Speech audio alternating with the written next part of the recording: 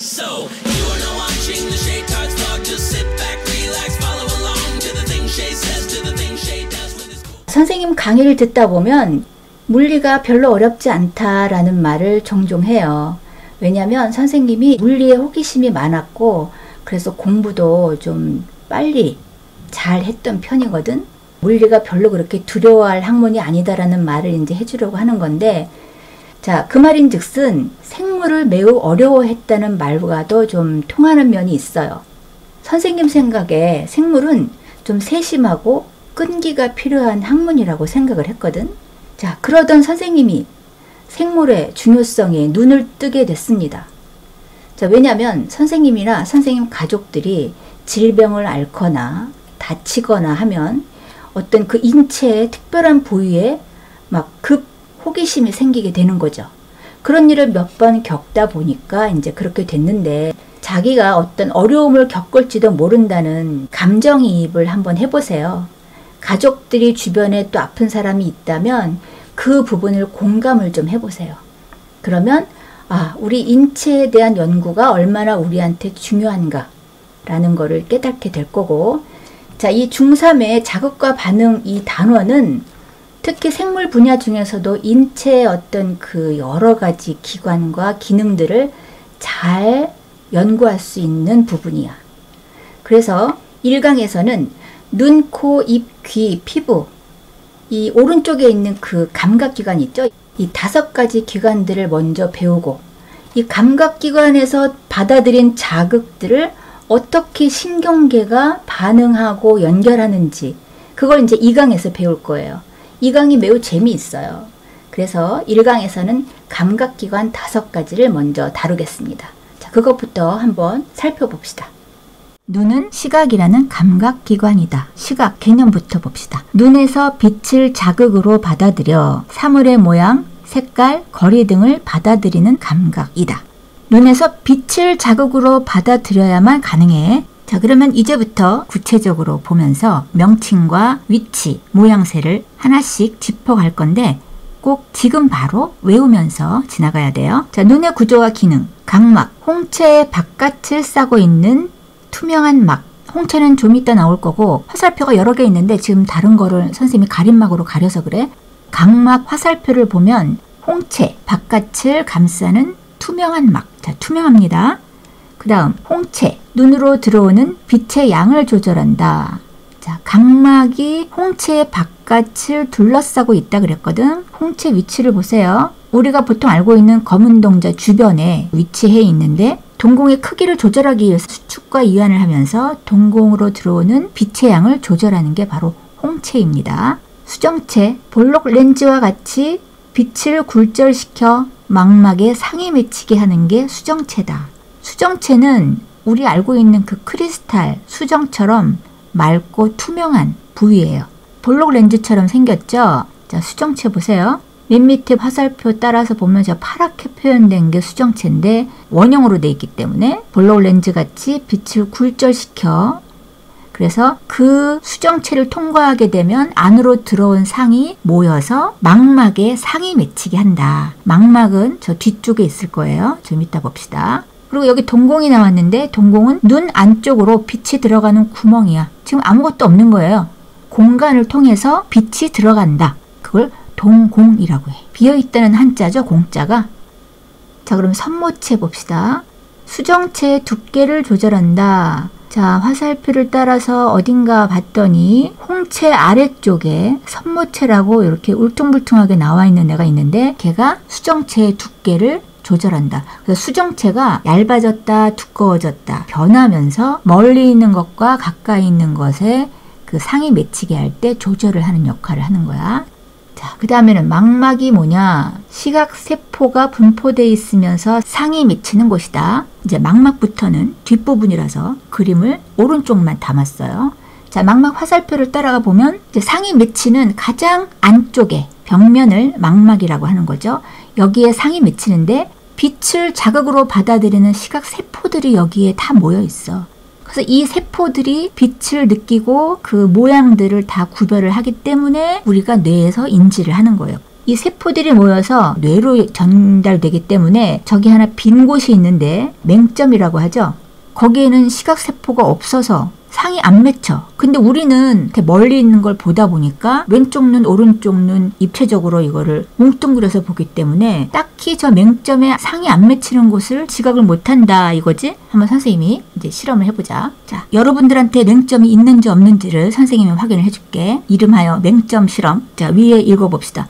오른쪽 눈을 가린 채, 자, 오른쪽 눈 가리세요. 왼쪽 눈으로 그림의 병아리를 응시하다가 오른쪽 방향으로 숫자를 차례차례 하나씩 보았더니 1, 2, 3, 4를 천천히 따라가 보세요. 그랬더니 어느 순간 병아리가 안 보이는 순간이 생겨. 이걸 어느 정도 거리를 두고 보느냐에 따라서 사람마다 다른데 선생님은 지금 7번을 볼 때 갑자기 왼쪽에 병아리가 사라졌어요. 시각세포가 없는 것에 드디어 병아리가 위치한 거지. 자, 실험해봤죠? 이거 안 되는 사람 다시 한번 해보세요. 이와 같은 현상이 나타나는 까닭을 눈의 구조와 관련지어 서술하시오. 아, 선생님 그 틈에 또 서술형 문제로 변신을 하시네요. 뭐 좋지 뭐. 자, 시각세포가 없는 맹점에는 상이 맺혀도 보이지 않는다. 자, 맹점은 시각세포가 없는 위치입니다. 자, 그러면 맥락막은 무엇이냐? 검은색 색소가 있어 눈 속을 어둡게 한다. 망막 뒤에 있는 거예요. 그래서 우리 아까 동공이 있었죠? 그럼 그 안에가 맥락막에 검은색 색소가 있기 때문에 어둡게 표현된다 이거죠. 가장 중요한 부분들을 봤는데 빠진 거 있나 보고 위치 한번 다시 살펴보자. 가장 겉부분이 각막이었지. 각막. 눈 안쪽으로 빛이 들어오는 구멍, 동공 위아래로 홍채가 있고 눈 안으로 빛이 들어오는 것을 조절하는 곳이 홍채인데 그럼 저 가운데 동그랗게 되어 있는 저 전체 부분은 뭐냐? 위에 보세요. 맨 위에 유리체라고 있죠? 눈 속을 채우고 있는 투명한 물질. 눈의 형태를 유지하면서 저기 아무것도 없는 빈 곳이면 안 되죠. 눈의 형태를 유지한다. 정체를 통한 풍경들이 유리체를 통과할 때 유리체가 투명하니까 통과하면서 망막에 상이 맺히면서 시각세포와 시신경을 통해서 느끼게 되는 거지. 자, 그럼 공막이 뭐냐? 우리 안 했죠 아까? 공막은 맨 아래쪽 보세요. 가운데. 눈의 가장 바깥을 싸고 있는 막이고 흰자위에 해당한다. 저기 흰자위야. 황반은 시각세포가 많이 모여 있어서 이곳에 선명하게 보이는 부분이 황반이고 시각신경은 시각세포가 받아들인 자극을 뇌로 전달하는 신경이다. 됐죠? 자, 이렇게 구체적으로 쭉 살펴봤습니다. 빛을 통해서 우리한테 전달되는 과정, 경로를 동영상으로 먼저 보고 그 다음에는 또 외우면 돼요. 그러니까 선생님 강의를 들으면서 외우고 끝냅시다. 자, 동영상.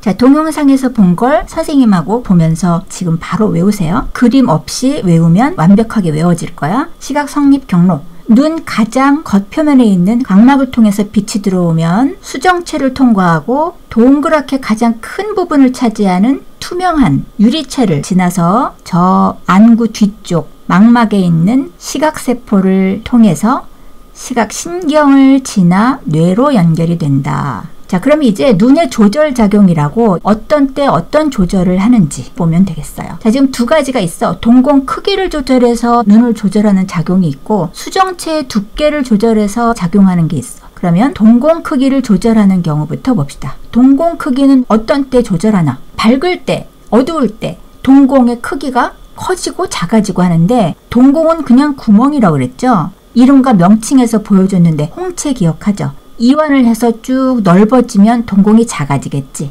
그리고 이게 수축을 해서 당겨지면 동공이 커지겠죠. 크게 보여줄게요. 밝을 때는 저렇게 가운데 동공이 작아졌죠. 빛의 양이 조금밖에 안 들어가겠죠. 어두울 때는 동공이 커졌어. 빛을 많이 들어갈 수 있게. 이게 자동적으로 빛의 양에 따라서 조절이 돼요. 의식적으로 조절하느냐 아니면은 신체에서 알아서 이걸 조절하느냐 이런 것들은 다음 강의에서 밝혀줄게. 자, 밝기에 따른 동공의 크기 변화를 크게 보면 밝을 때 보세요. 밝으면 동공이 작아져야 된다 그랬죠. 빛의 양을 작게 하기 위해서. 그래서 홍채가 확장돼서 넓어졌어. 갈색 부분이. 그러니까 면적이 증가하고 동공이 축소되고 눈으로 들어오는 빛의 양이 감소했고 어두울 때는 넓어져야 돼. 그래서 동공이 확대됐어. 그래서 눈으로 들어오는 빛의 양이 증가했다. 말풍선 봅시다. 홍채의 크기에 따라 동공의 크기가 변해서 눈으로 들어오는 빛의 양이 조절된다. 자, 그래서 아래 보면 동공의 크기가 바뀌는 그림이 나오는데 이건 밝은 데로 가면 저렇게 변화한다. 자, 옆에서 본 그림이에요. 홍채가 확장되면 위아래로 내려오면서 동공이 작아지겠죠. 어두울 때는 홍채가 위로 올라가는 것처럼 수축하는 거지. 여기서 보면 위아래로 올라가지만 앞에서 보면은 사방팔방으로 이게 수축하는 거지. 자, 그러면 수정체 두께를 조절하는 경우는 언제냐? 자, 가까운 곳을 볼 때랑 먼 곳을 볼 때랑 두께가 달라진다. 큰 그림으로 보여주겠습니다. 수정체가 변하는 거를 밑에 반은 가려놨어요. 자, 위에 지금 수정체가 두꺼운 경우를 그림을 그린 거야. 그래서 가까운 곳을 볼 때 수정체가 저런 두께였다면 지금 화살표로 된 선모체가 수정체 쪽으로 이렇게 움직이는 걸 수축한다 그래. 저기 위에 갈색으로 되어 있으면서 세로줄이 빗금쳐 있는 부분이 수축을 하면 얇아지는 거예요. 얇아지면 이게 길게 늘어나겠죠, 길이가. 자, 보통은 저게 수축되면 쪼그라든다고 생각하는데 그래서 수축을 하면 날씬해진다고 생각하면 되는 거지. 그러니까 이거를 잡아당겨서 늘린다고 생각해. 그럼 저게 수축하면서 오그라들면 길어지겠죠?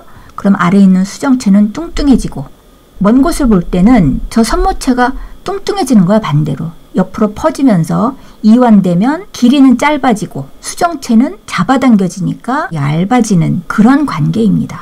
자, 그래서 이 선모체는 그림이 매우 작고 좀 어려운데 문제에 나와. 그림으로 이제 이해했으면 기억은 이렇게 하세요. 선모체가 수축하면 수정체는 두꺼워지고 선모체가 이완하면 수정체는 얇아진다. 자, 우리 문제를 생물에서는 문제가 어떻게 나오는지 이제 한번 유형을 보여줄게. 자, 문제 연습을 해봅시다. 그림은 어떤 사람의 동공의 크기 변화와 같은 시간 동안의 수정체의 두께 변화를 나타내는 것이다. 이에 대한 설명으로 옳은 것을 보기에서 모두 고른 것은 그래프를 한번 이제 분석을 해보면 Y축 값이 뭐예요? 지금 동공의 크기를 지금 측정하는 값이야. 그러면 0초부터 T초 사이에 동공의 크기가 작아졌다는 거죠. 빛이 너무 많이 들어오지 말라고 작아지는 거지. 그러면 매우 밝은 곳에 가자마자 T초 사이에 저런 일이 벌어졌을 거야. 홍채가 확장하면서 동공이 확 줄어들어. 매우 짧은 시간에. 그 다음에 아래 그래프를 보면 이거는 왼쪽 Y축 값이 수정체의 두께를 나타내는 그래프죠. 수정체의 두께가 얇아진 거는 선모체가 이완을 하면서 수정체의 두께가 얇아지면서 멀리 있는 곳에 물체를 보기 위해서 이런 변화가 일어났다. 그래서 T초에 보고 있는 물체는 처음에 보던 물체보다 먼 곳에 있다. 이렇게 해석할 수 있습니다. 자, 그래서 보기를 천천히 봅시다. 옳은 것을 고르시오야. 기억. 0부터 T초 사이에 처음에 있던 곳보다 어두운 곳으로 이동하였다. 밝은 곳으로 이동했다고 우리 해석했죠. 그래서 틀렸고, 니은 0에서 T초 사이에 선모체가 이완하였다. 맞다. 선모체가 이완해서 두께가 얇아진 거야. 디귿. T초에 보고 있는 물체는 처음에 보고 있던 물체보다 가까이 있다. 수정체 두께가 얇아지는 건 물체가 멀리 있을 때라 그랬죠. 그래서 디귿 틀리고 맞는 건 니은밖에 없습니다. 수정체의 두께가 달라지면 어떻게 멀리 있는 것과 가까이 있는 것을 조절할 수 있는지, 자, 이거를 근시, 원시 이렇게 이제 써놨는데, 근시가 뭐냐면 파란 박스 보세요. 멀리 있는 물건에 초점이 안 맞는 걸 근시라 그래. 눈이 아주 좋은 사람이어야 멀리 있는 것까지 아주 명확하게 보는데, 눈이 나쁘다 그러면 근시다. 멀리 있는 물건에 초점이 좀 안 맞는다, 이런 뜻이야. 그래서 근시는 왜 근시인지 저 렌즈를 가지고 교정을 해요. 수정체가 뭔가 보완해야 될 것을 렌즈로 교정을 해서 교정하면 이 상이 어떻게 맺히는지 근시와 원시를 비교해서 보여줄게요. 자, 근시는 교정하지 않았을 때는 수정체만 보세요. 저 렌즈가 지금 앞에 없을 때야. 수정체는 원래 볼록하잖아. 볼록하니까 빛을 모아서 망막에 물체의 상이 맺히도록 만드는 구조인데, 이게 수정체가 수축과 이완이 좀 잘 안 되다 보니까 물체가 앞에 상이 맺혀. 그래서 흐릿하게 보이는 거예요. 지금 교정하지 않았을 때는, 자, 저 나무가 쭉 수정체를 통과할 때 초록색 선을 따라서 왔다가 좀 멀리까지 상이 맺혀야 하는데 너무 앞에 상이 맺혔죠. 수정체가 너무 통통하니까 이걸 더골절시켜서 망막에 상을 맺히게 했어요. 너무 통통해서 그런 거니까 벌려줘야죠. 그래서 벌려주는 역할의 오목렌즈를 쓴다. 자, 교정했을 때 지금 오목렌즈를 통하면 이 수정체를 통과하기 전에 얘를 조금 벌려줘서, 자, 빨간 동그라미 안에 그림 보면, 자, 나무가 쭉 통과하는데 렌즈를, 오목렌즈를 지나면서 빨간 선을 따라서 물체를 좀 벌려줘요. 그래서 수정체는 그대로지만 망막까지 도달할 수 있게 렌즈의 굴곡을 조정해주면 교정이 되는 거야. 자, 오른쪽 위에 연두색 박스 보세요. 오목 렌즈가 빛을 바깥쪽으로 퍼뜨려줘서 초점 거리가 길어졌습니다. 자, 그러면 원시를 봅시다. 원시는 가까운 데가 상이 잘 안 맺히는 경우예요. 자, 그림을 보면 볼록 렌즈 없는 경우를 먼저 보세요. 가까이 있는 물건일수록 망막 뒤에 상이 맺혀. 그래서 정확히 보이지 않는 거예요. 상이 퍼지기 때문에 더 긴 거리 뒤에 가서 맺힌다고 생각할 수 있죠. 자, 볼록 렌즈 없는 그림을 상상해 보세요. 자, 교정하지 않았을 때가 초록색이야. 벌어진 상태로 이거를 상을 비춰요. 그러면 초점 거리가 저 너무 멀리까지 가서 망막 뒤에 상이 맺힌다.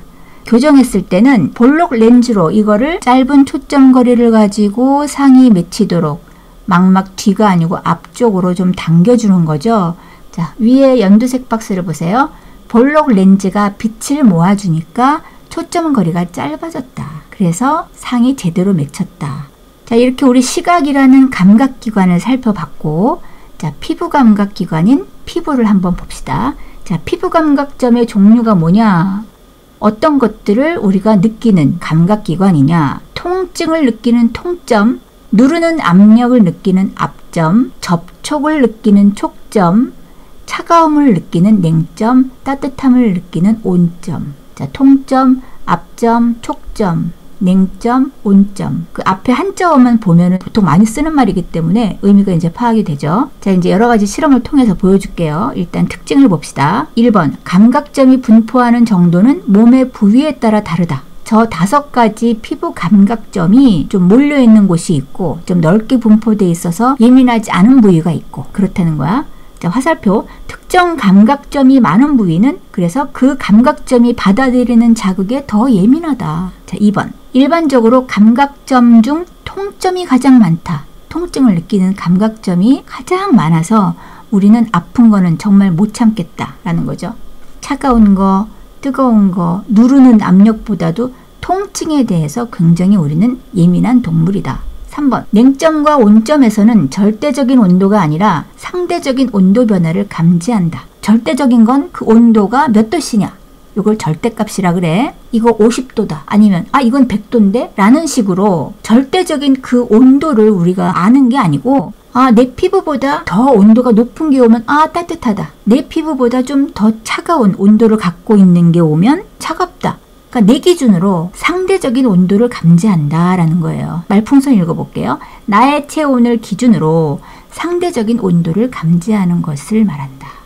3번 피부 감각 성립 경로를 보면 자극을 받아서 피부의 감각점에서 그거를 받아들이면 피부 감각신경을 따라서 뇌에 도달합니다. 간단하죠? 이렇게 지금 외우세요. 이제 실험이 있는데 자, 이 실험의 제목은 온도를 느끼는 감각에 대해서 알아보는 실험이야. 냉점과 온점 이렇게 얘기했죠. 우리 지금 페이지 지나니까 안 외우니까 지금 다 잊어버렸지. 통점, 앞점, 촉점, 냉점, 온점 5가지 왔어. 자, 그럼 피부 감각 중에서 온도 감각을 알아보는 거니까 뭐예요? 냉점과 온점을 알아보는 실험이겠죠. 피부의 온도 감각 실험 과정 어떻게 하느냐? 오른손은 15도씨 물에 왼손은 35도씨 물에 담갔다가 10초 후에 두 손을 동시에 25도씨 물에 담근다. 결과 오른손은 따뜻함을, 즉 차가운 데서 온 손은 따뜻함을, 그 다음에 높은 온도에서 온 왼손은 차가움을 느낀다. 화살표. 처음보다 온도가 높아지면 온점이 자극을 받아들이고 온도가 낮아지면 냉점이 자극을 받아들이기 때문이다. 자, 그 다음에 감각점 분포 실험이다 라는 게 있는데 이거는 이제 통점 또는 앞점에 대한 실험인데 자세한 걸 알아볼게요. 감각점 분포 실험 읽어봅시다. 과정부터 볼게요. 1번 하드보드지의 4변에 이쑤시개를 2개씩 각각 8mm 간격, 6mm 간격, 4mm 간격, 2mm 간격으로 붙인다. 이쑤시개 보니까 간격이 다 다르죠? 2개씩 붙여놨는데 그 2개의 간격이 다 다릅니다. 2번 A라는 한 사람은 눈을 가리고 B라는 사람은 8mm, 6mm, 4mm, 2mm 간격의 순서로 A의 손바닥을 이쑤시개로 살짝 누릅니다. A는 이쑤시개가 2개로 느껴지는지 1개로 느껴지는지를 말합니다. 아, 감각기관의 간격을 알아보는 실험 같죠? 3번 A의 손가락 끝과 손등의 두 번째 과정을 반복하고 이쑤시개가 2개로 느껴지는 최소 거리를 각각 표에 기록한다. 3번 그림 보세요. 손등에도 하고 손가락 끝에도 하고 똑같은 실험을 반복해라 이런 얘기야. 그래서 표를 보면 결과가 3가지가 나왔어요. 즉 이쑤시개가 2개로 느껴지는 최소 거리. 이게 간격이 넓으면 당연히 2개로 느껴지는데 점점점 간격이 좁아지다 보면 감각점을 한 곳만 찌르는 것처럼 느껴지는 것이다. 그래서 그 간격을 알아보자 하는 거야. 그래서 손바닥은 6mm짜리가 2개로 느껴지는 최소 단위야. 근데 손가락은 2mm 간격으로 했을 때 이쑤시개가 2개로 느껴지는 최소 단위래요. 가장 예민하다는 소리야. 고로 손가락 끝에는 이 감각을 느끼는 감각점이 매우 많아서 알아챘다라는 거죠. 손등은 이건 최악이지. 지금 8mm였을 때야 이거를 2개로 느끼고 6mm 간격도 얘는 이쑤시개가 하나밖에 나를 찌르지 않네 라고 느꼈다는 거잖아. 그러니까 얘는 감각점이 매우 넓게 분포되어 있다는 걸 알 수 있는 거죠. 정확하게 알아보는 실험 방법이었습니다. 자, 해석합시다. 이쑤시개가 2개로 느껴지는 최소 거리가 짧은 부위일수록 감각이 예민한 부위이다. 화살표. 조사한 부위 중에는 손가락 끝이 가장 예민한 부위이고 손등이 가장 둔감한 부위이다. 이쑤시개가 1개로 느껴지는 까닭이 뭘까? 이쑤시개 간격에 해당하는 거리에 감각점이 1개 분포하기 때문에 2개를 못 느끼고 1개로 느낀다라는 실험이에요. 화살표. 이쑤시개가 2개로 느껴지는 최소 거리가 짧은 부위일수록 감각점이 많이 분포한 부위이다. 감각점의 수는 조사한 부위 중 손가락 끝에 가장 많고 손등에 가장 적다. 정리. 1번. 몸의 부위에 따라 감각점이 분포하는 정도가 다르기 때문에 몸의 부위에 따라 감각을 느끼는 정도가 다르다. 화살표. 특정 감각점이 많은 부위는 그 감각점이 받아들이는 자극에 더 예민하다. 2번. 이쑤시개가 2개로 느껴지는 최소 거리가 짧은 부위일수록 감각점이 많이 분포하여 감각이 예민한 부위이다. 자, 확인 문제 봅시다. 위 실험에 대한 설명으로 옳은 것은 동그라미, 옳지 않은 것은 X로 표시하시오. 1번. 피부의 감각점은 몸 전체에 고르게 분포되어 있다. 아닌 거죠. 부위마다 다르다는 얘기죠. X. 2번. 가장 예민한 부위는 손등이고 가장 둔감한 부위가 손가락 끝이다. 완전 반대로 얘기했으니까 X. 3번. 이쑤시개 사이의 간격이 4mm이면 손가락 끝에서는 이쑤시개가 2개로 느껴진다. 손가락 끝이 가장 예민했는데 2mm 간격까지도 얘는 알아봤죠. 그러면 4mm 간격이면 당연히 2개로 느끼겠죠. 그래서 맞다. 4번. 이쑤시개가 2개로 느껴지는 최소 거리가 짧을수록 감각점이 많이 분포한 부위이다. 맞다. 2번 손바닥, 손가락 끝, 손등 중 감각점이 가장 많이 분포한 부위를 쓰시오. 손가락 끝이다. 3번 이쑤시개가 두 개로 느껴지는 최소 거리의 감각점 분포의 관계를 서술하시오.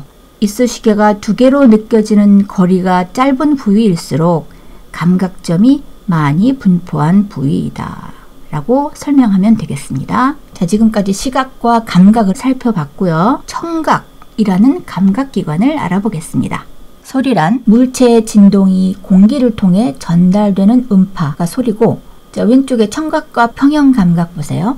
지금 이 청각은 성립 경로를 좀 훑어보고 자세하게 들어갈 건데, 왜냐면 이 두 가지 기능이 있어요. 두 가지를 알고 시작하는 게 훨씬 좋아.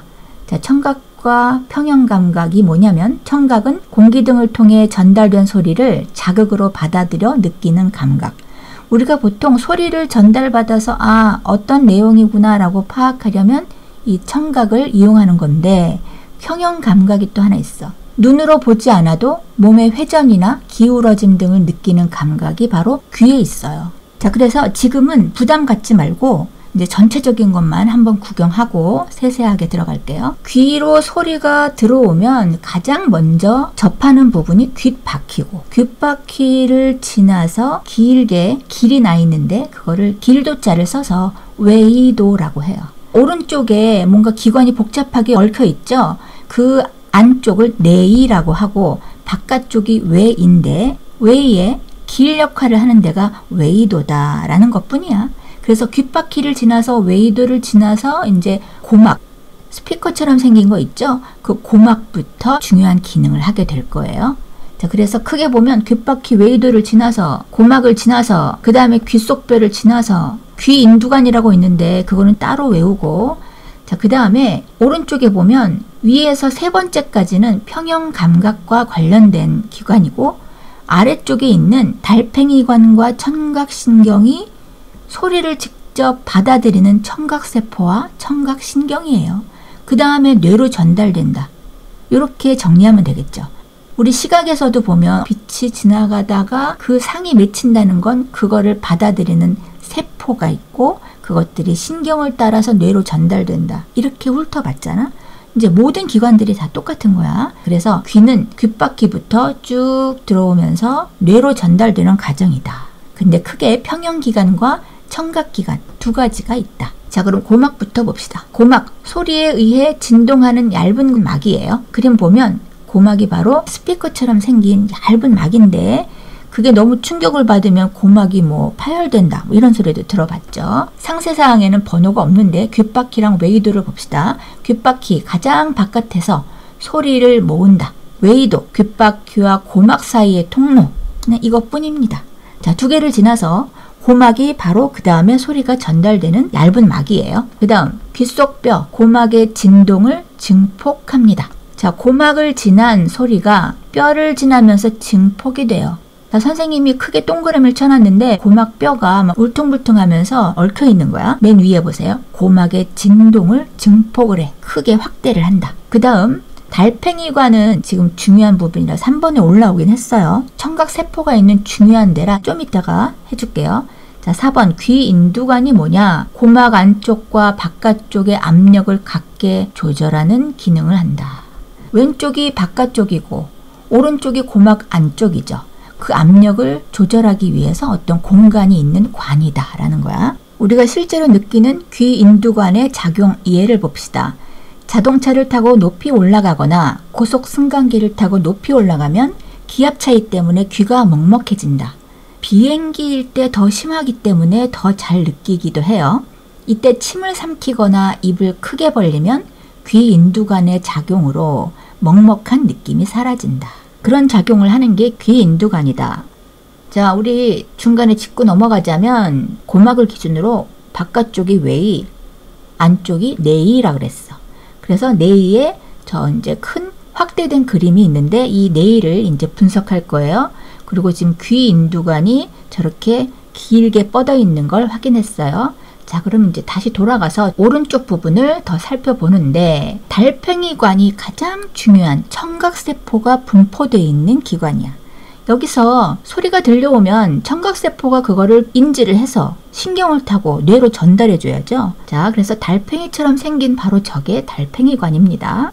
그 다음 반고리관과 전정기관 두 개를 같이 볼게. 얘네가 평형 감각을 담당하는 기관이야. 반고리관이 회전 감각을 담당하고 전정기관이 몸에 기울어지는 걸 알아서 조절해주는 역할을 하는 거예요. 그림을 보면 반고리관은 자 위에 있는 부분이고 반고리관과 달팽이관 사이에 있는 부분이 전정기관이라서 두 개가 평형기관, 평형 감각을 담당한다. 반고리관과 전정기관에서 연결된 신경다발이 보이죠? 읽어볼게요. 그 신경다발이 반고리관과 전정기관에서 받아들인 자극을 뇌로 전달하는데 얘가 결국 어디로 연결될까요? 달팽이관에서 연결되는 신경세포, 뇌로 연결되는 청각신경하고 합류가 되겠죠? 봅시다. 그래서 청각신경, 청각세포, 즉 달팽이관에 있는 청각세포에서 받아들인 자극을 뇌로 전달하는 저 노란 신경다발이 바로 청각신경이고 평형감각에서 연결된 평형감각신경과 같이 연결되어 있다. 자, 이렇게 하면 벌써 청각의 기능과 이름, 그림을 다 살펴봤어요. 그러면 청각 성립 경로도 벌써 다 한 거야. 자, 그래서 동영상으로 쭉 연결해서 보여주겠습니다.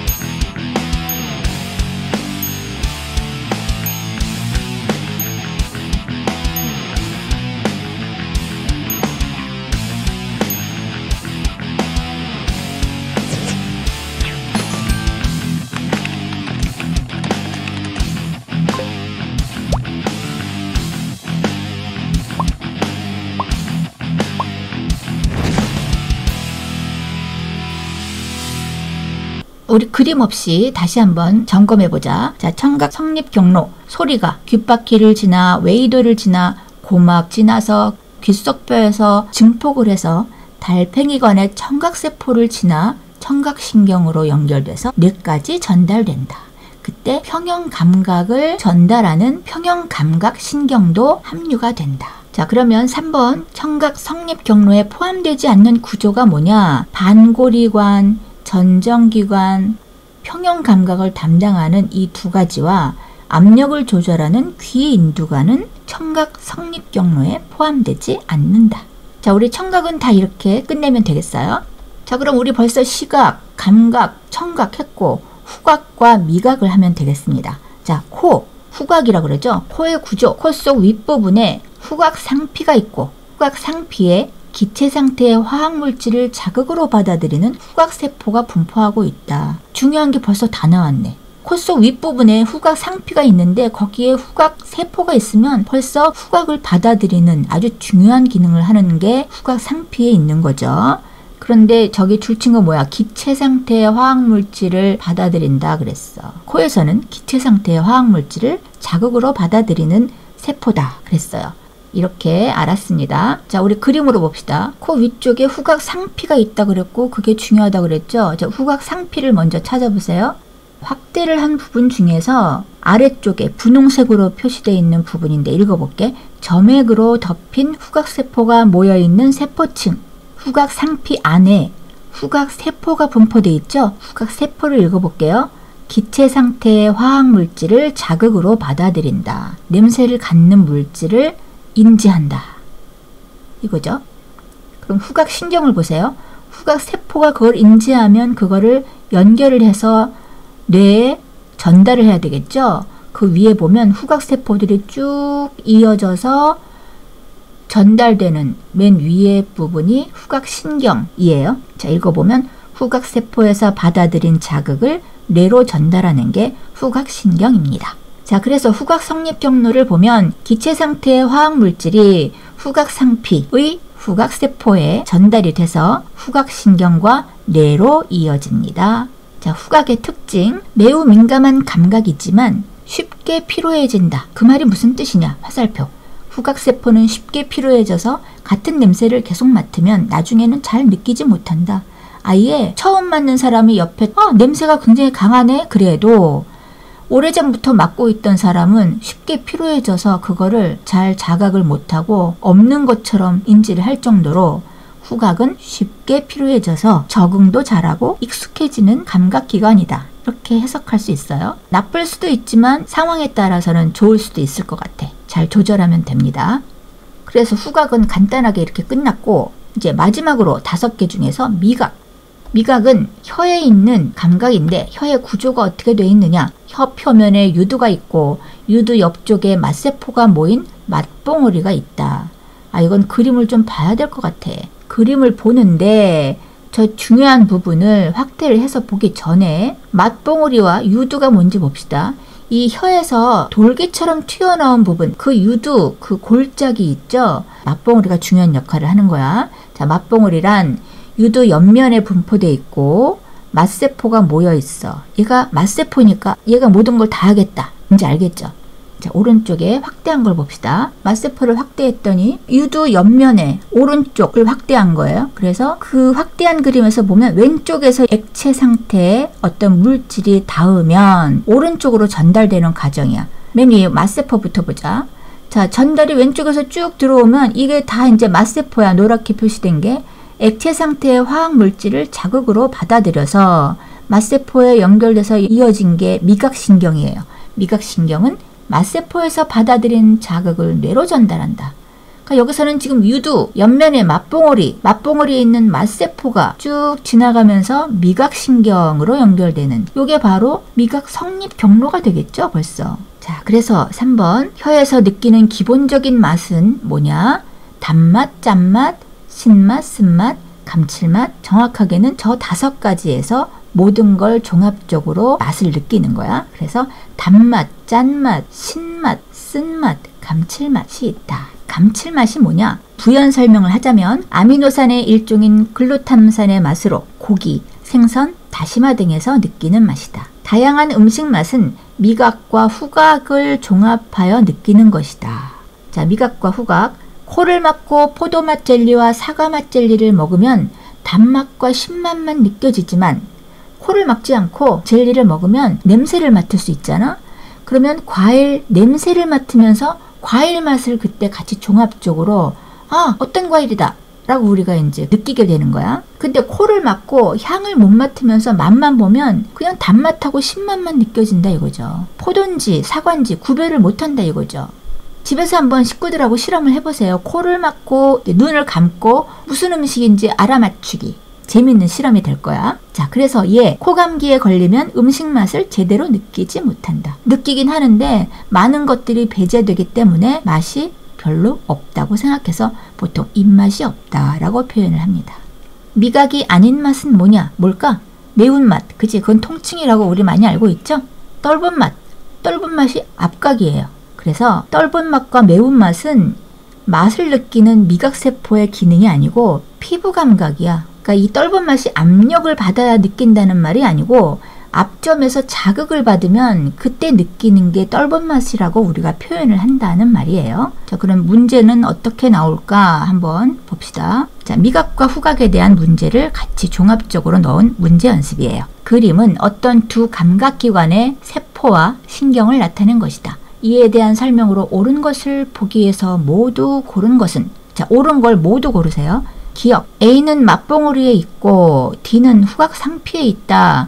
그림이 미각하고 후각인데, 자, 혀의 구조를 보면 유두가 있으면 유두 옆면에 맛봉오리가 있고 그 맛봉오리를 통해서 액체 상태 화학 물질이 들어오면 느끼는 거죠, 미각을. 그래서 유두 옆 맛봉오리가 오른쪽에 이제 문제 그림에 저것만 따로 나온 거예요. D라고 되어 있는 부분이 맛봉오리 안에 맛세포고, 그 다음에 D의 맛세포가 쭉 연결돼서 모여서 지나가는 C가 미각신경이고 그게 뇌로 연결되겠죠. 자, 그 다음에 후각 감각을 보면, 자, 코 구조에서 기체가 지나는 통로의 윗부분에 후각 상피가 있다 그랬죠.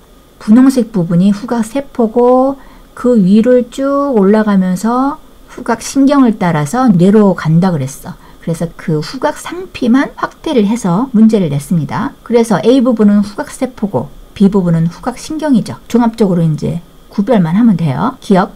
A는 맛봉오리에 있고, 어디 보자.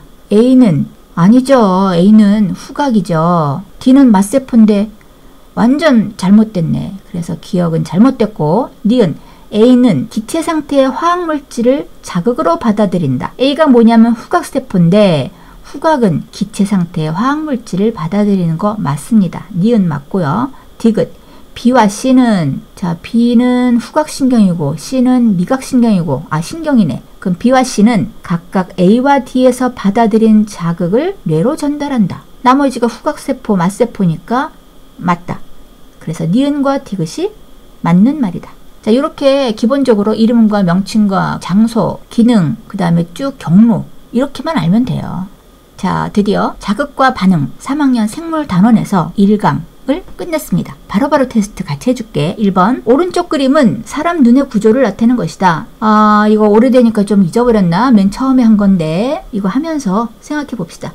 각 설명에 해당하는 구조의 기호와 이름을 쓰시오. 1번, 상이 맺히는 곳이다. D죠. 망막. 동공의 크기를 조절한다. 동공이 어딘지 알죠? B라고 해서 화살표가 이렇게 쭉 지나가는 거기가 동공이고, B가 아마 수정체 같아. 그러면 그 동공을 조절하는 게 A가, 홍채가 조절을 하겠죠. 그래서 두 번째 2번은 A가 홍채다. 3번, 수정체의 두께를 조절한다. 지금 B라고 화살표 되어 있는 게 수정체인데, 그죠? 그 두께를 조절한다 했으니까 C, 선모체다. 2번, 괄호 안에 A에서 E까지 중 알맞은 기호를 넣어 시각의 성립 경로를 완성하시오. 빛이 각막을 지나 동공을 지나 수정체를 지나는데 여기는 지금 동공과 수정체를 하나로 묶었으니까 중요한 수정체 어디야? B죠. 그 다음에 가운데 크게 돼 있는 원형이 유리체, 그 다음이 망막과 시각세포죠. 그래서 D의 망막에 있는 시각세포를 지나 신경으로 연결되죠. 그래서 D의 시각세포 화살표, 시각신경, 뇌, 이렇게 경로가 완성됩니다. 3번, 책상에 앉아 가까이 있는 책을 보다가 창밖에 먼 산을 보면 선모체가 단계화될 것 같은데 얘는 반대다. 선모체가 이완을 하면 수정체가 얇아진다 그랬어. 선모체가 수축하면 수정체가 두꺼워지고, 이렇게 기억하세요.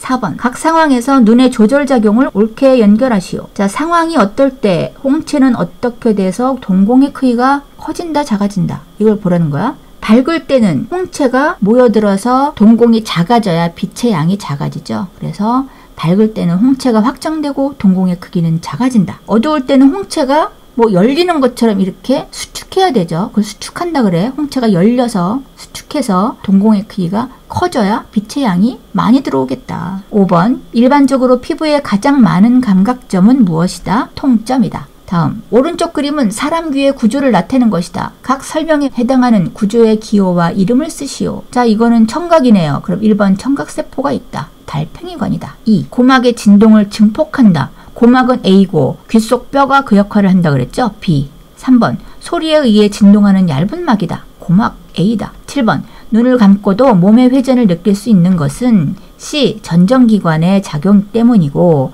돌부리에 걸려 넘어질 때 몸이 기울어지는 걸 느끼는 것은 누구? 반고리관 D의 작용 때문이다.